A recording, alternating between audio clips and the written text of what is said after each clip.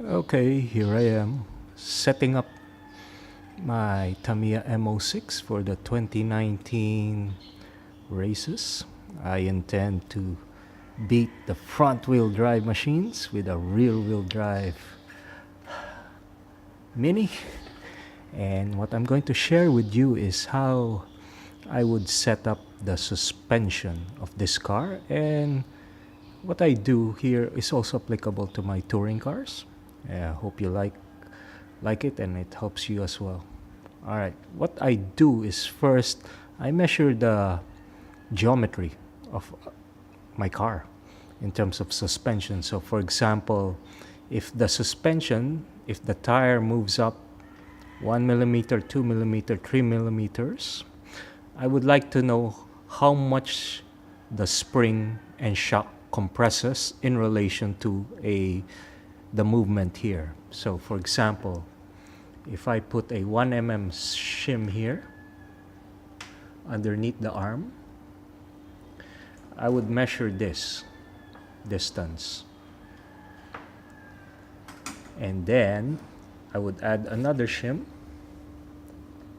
to make it 2 mm, and then measure this, and so on up to the usable range of the car. And then based on that, I would do it for various shock positions up here and maybe down here.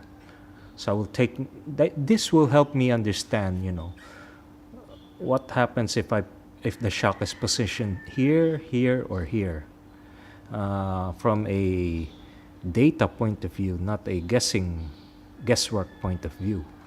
And if I can get that data off the bat, it really helps me narrow down my choices and really tune the car properly. So let me show you what I mean. Let's go to the spreadsheet. Okay, so what do we have here? All right, so this is my M06. R1 is the rear shock mounted on the innermost position on the shock tower.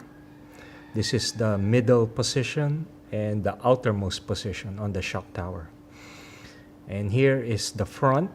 There's no tuning there because it's fixed. I have no options from the kit unless I buy the optional shock tower. But so if I look at the front, if we look at this, so let's say, at this point, you'll notice that the difference, this is, when the wheel moves 1 millimeter, right, the shock moves 0.8 millimeter.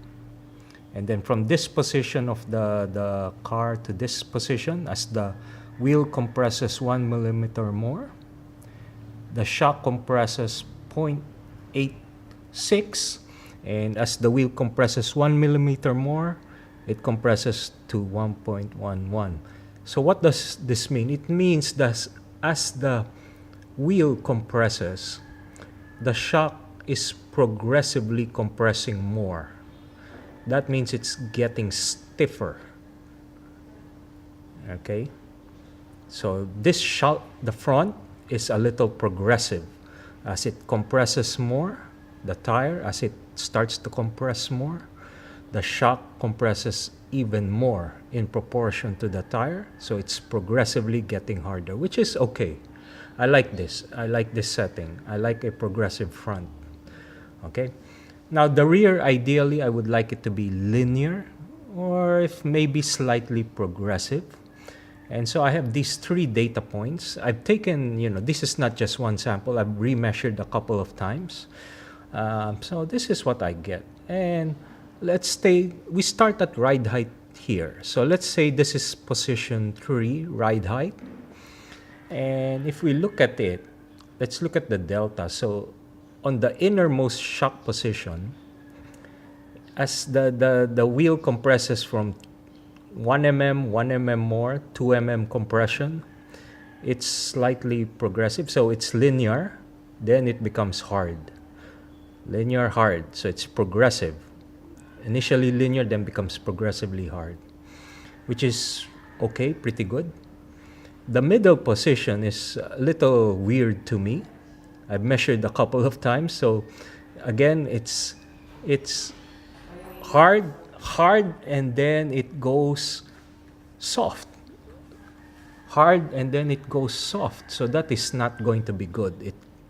It's the movement is weird on the shock. It's hard and soft. So that will make your car roll over too much when it's cornering. So this is out. I'm not going to use this at all. I won't even bother trying. Okay. And then the third is the most outermost position of the shock tower. So it looks progressive. All right. So it's straightforward progressive versus linear progressive. And that's my option now. So if I need to tune my suspension, I will choose either the innermost or the outermost depending on what I need from the car. So I'll probably start with the innermost. Okay, the innermost. Now, if you look at it also in relation to this one,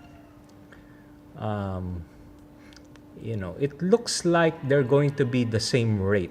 So what spring you use on the front, well, actually the front looks like it's moving, the shock movement is less relating to the wheel. So that means your front would need to have a stiffer spring and dampening if you want it to be similar to the rear in feel. All right, so keep that in mind. You get it? So here the shock is moving more in relation to the movement of the wheel. That means this is using the shocks and spring more. Hence it's, I think you get what I mean. hard to explain. Meaning, if you move the wheel 2 mm and it only moves the shock, a little bit, that means you need a stiffer spring. All right. Anyway, hope you get what I mean. All right. So that's it for my tuning tip on suspension. I measured the geometry first. I know there's a software called rccartips, but if the model is not there, then might as well just measure it. It's easy. Mine is more exact because when you build your car, the tolerance is not the same as what's in a software. So you can measure it now, and yeah. So that's it. That's my tip for today. I'm getting serious in 2019. See this? See this? This is my front wheel drive. Let me just change my exposure. One moment. All right. So my front wheel drive, let me just go up. All right. So this is my go-to car ever since. I've been trying to win the Tamiya Asia Cup regionals, competing against other Asian champions with front-wheel drive. I've never had any success. The best I've done is like fourth. I've tried 5 times in the past. Right? So this year, I'm going to spend my time tuning the rear-wheel drive. I'm going to give it one shot and hope it works. Yeah? I have around 7 months to start driving and tuning this car properly. Okay? So, thank you guys, and hope you have fun, and hope this helps you as well. All right? So, no voodoo on the suspension tuning guesswork. I actually measured the geometry, and that helps me understand what springs and shocks and shock mounting position to use on each of my car. All right, and actually so far it's worked properly. So when I put it on the track, the car is pretty well balanced off the bat, so not much guesswork there. All right, guys, thanks. This is my living room workplace, and yeah, just to share with you some of my toys. It's a mess. All right, I built this, the wheeler. Okay, I've been enjoying this. Then I've been building my F1s, rear-wheel drive as well. So I'm going to start racing F1s again.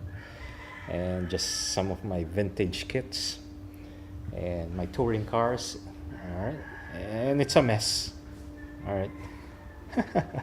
All right. So that's it. See you next time. Bye.